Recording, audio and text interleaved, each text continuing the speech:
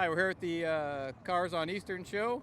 I brought my 2007 Lotus Elise today. I almost said Esprit. It's an Elise. It's a Toyota drivetrain, 1.8 liter with a 6-speed transmission. The car weighs 1,950 pounds, so it's got a pretty good power to weight ratio, 0 to 60, 4.9 if you really get on it, I guess. About 148 mile an hour top speed. It's basically a little race car for the street.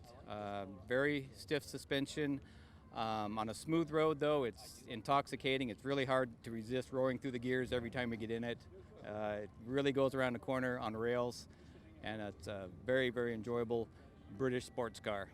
Oh yeah, it's a independent suspension, Bilstein shocks. I don't have the sport pack for the uprated suspension, but it's still very compliant and racy, so to say. Do you track it at all?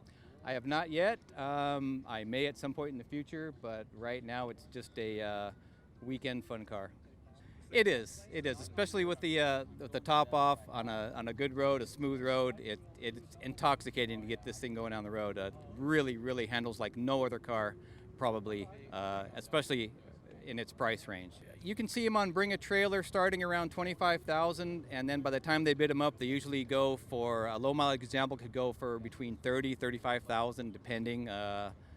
Sometimes a little higher.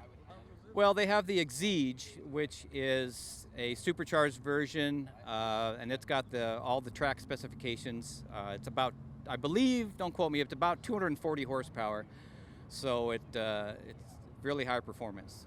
I believe this S2 body style started, again, don't quote me, but I believe it was in the middle 2000s. That they started importing this style to the U.S. in 2005, and they stopped that in 2011.